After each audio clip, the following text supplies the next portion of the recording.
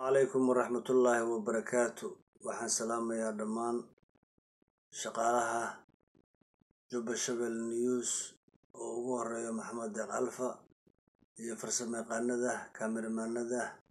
قبلها كل واحد سلامي سلام قد به وذين صومرنا يا ما دام هذو عسونتين استوديو هنا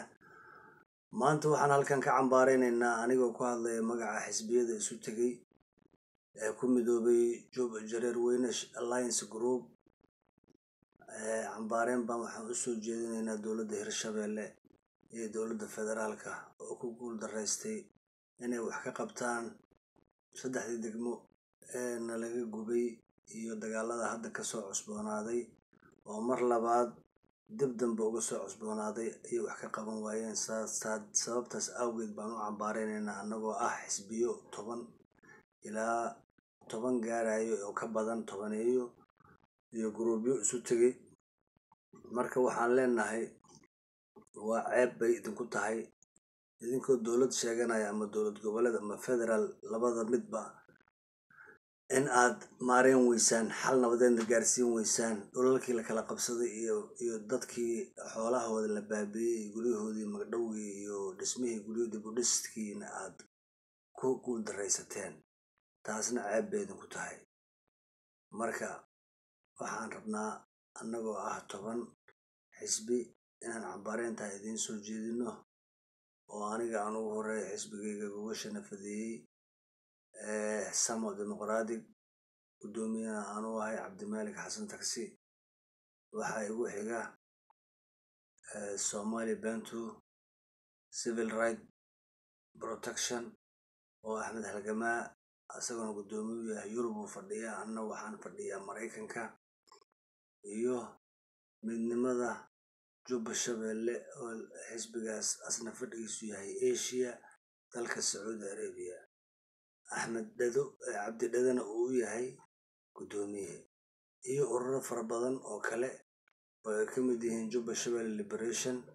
Movement oo ay ka mid yihiin xisbiga hanti wadaagga iyo sinaanta oo ay ka mid yihiin jaaliyadda jareer weyne oo ay ka mid yihiin xisbiyo fara badan oo aan la soo koobi karin marka waxaan idin leeyahay ceeb baad salka ku haysaan dadkiina waxa u qaban laadiin aad shacabka aad matashaan haddaad tihiin xildhibaanada laga soo doortay gobolka Shabeellada Dhexe gaar ahaan beesha lixda shiile xildhibaanada ugu jirta Hirshabeelle waa guul dareysateen hada waxa kale oo aan dawladda federaalka xildhibaanada noogu jira dawladda dhexe ayaguna waxa waaye hal gabar mooyaane inta kale waxay noo qabteen malaha waxay noo tareen gabadha aan anaga noo amaanayno oo aan garab taaganahay oo aan codkeena markasta siinayno waxa waaye Dahaba Suusow Maxamuud walaal waa kula jirnaa shalayna waa dhageysanay codkaaga shirka jaraa'id aad newska siisay waa ku mahadsan tahay dadaalkaaga wad dhaqdhaqaaqaaga wad dadkaaga u taagnaw har iyo habeen saacad kasto ha ku helaan saacad kasto waxa waaye dhibkooda la soco ha noqonin afar jeeblayaasha meesha kaaga horeeyay qosolka iyo cayaaraha iyo niikada kaliya masraxa loo geysto ha noqonin dadkaas oo kale ha noqonin maxaa yeelay adigoo xildhibaana haddii maanta shactara u istaagto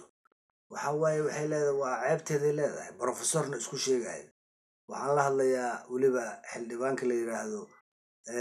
ugu facaweyn ayaan la hadlayaa magaciisa maba kale dalxamu aha mase dhulxiyo aha ma garanayo ala ay xaal waxa weeye waa ceebowday nin weyn oo marada ka dhaqaa tahay dadkaagana wuxuu qaban waayay ree Afgooy iyo Shabeellada Hoose oo dhan baa la gumaadaya oo adan maalinna ka hadlin maalinna ka maadan ka sheekayn maalinna marka waana ceeb adigoo afar waab dhowey ka soo jeedo maanta inaad dadkaagiina aadan maalinna ka hadlin oo ay qola ka timid meelaha cadaado iyo dhulkaas ay baabi'inayaan marka annagu haddaanu nahay dadka xisbiyada isu tagay ee caalamka ku nool dhammaantiin waa idin cambaareynayna ama federaal ku jir ama hirshabelle ahaaw marka cambaareyntaas guud baa idiin soo jeedinaa gabadhaas dahaba suusow maahane oo naag waxtar ah waxgal ah waana garabkeedana waa taagannahay haddii ilaahay raalli ka dhigo waxaan kaloo meeshan ka cambaareynayna ama aan u soo jeedinaynaa dhaliil gaar ahaan shacabka reer jowhar oo arrimahan dhacayo dhan wax indhaha ka fiirsaday arrimahan dhacayo cidna aanan ka hadal cidna aanan u iman cidna aanan waxba ka qaban qofna aanan wax ka sheegin marka sida ay sheegeen golaha dhaqanka beelaha jareerweyne xamar hadda ka hor shir jaraa'id ay qabteen boqor faarax wuxuu caddeeyey inuu apologize ka bixiyo farmaajo degmooyinkan uu ka qadiyay beelaha jareerweyne hadduu ka bixin waayana wuxuu ku raaciyey waa tashanaynaa dad tashtaan nahay annagu hadda tashantii oo asaga sheegay arrinteedii waa bilownay waa xisbiyadii waa midoobeen ururadii waa midoobeen soomaali weyn waxaan idinkaga digaynaa in aad ka waantowdaan dhibaatada aad ku haysaan beelahaas dulmiga iyo rafaadka iyo dhiigooda iyo dhaqaalkooda iyo xoolahooda aad xalaalaysateen inaad ka joogtaan midda labaad oo meesha aan ka sheegayo waxay tahay human being waxa waaye wuxuu u baahan yahay nabad wuxuu u baahan yahay caafimaad wuxuu u baahan yahay waxbarasho wuxuu u baahan yahay biyo nadiif ah wuxuu u baahan yahay ammaan wuxuu u baahan yahay isbitaallo intaasba hadduu shacabka degmada adiga xukumaysid aysan kugu haysan see canshuurteeda u qaadanaysaa marka sidee beelahooda u canshuurtaa sidee u tiraahdaa haddaad macnaha weli isbaaraa taale maxaa dowlad ka tahay weli isbaaraa meel taale dowlad miyaa isbaara dhigato ii sheeg dowlad miyaa shacabkeeda isbaara u dhigato tira dadka guryahooda aadaya la yiraahdo $5 bixiya waa maya dowlad ma tihin ilaa hadda waxaa tihin male ilaa hadda yeydii hore burburisay waddanka unbaa tihiin wax kaloo aad tihiin ma laha wax kaloo aad tihiin ama wax qiimo ah oo aad leedihiin ma laha waxaadna u baahan tihiin dheeshiinniyo kale in laydinla dheelo wax kaloo u baahan tihiin ma laha caalamkana waa idinkaga dacwoonaynaa human rightska idinkaga dacwoonaynaa waxaa idinkaga dacwoonaynaa Amnesty International cid walba oo caalamka ah ayaan idinkaga dacwoonaynaa abiisana waa geenaynaa haddaan qoomiyadda nahay annaga berri wixii ka dambeeya hadduu dhib naga dhex dhaco waxay ogaanayaan caalamku inaan digniin siinay aan haddaba u sheegaynaa because waxaa weeye nabad la tuugo nabad ma noqoto nabad la tuugo nabad ma noqoto marka insha allahu tacaala gaar ahaan ma hadda waxaan salaan gaara idinku soo dirayaa weerayaasha Juba Shabelle News waa ku mahadsantihiin fursadda aad siiseen insha allahu tacaala waxaana idin rajaynayaa khayr iyo barwaaqo iyo nabadiino mar kale intaan is arki doono asalaamu calaykum waraxmatullaahi wabarakaatu waa walaalkiin cabdimaalik xasan tagsi ahna wakiilka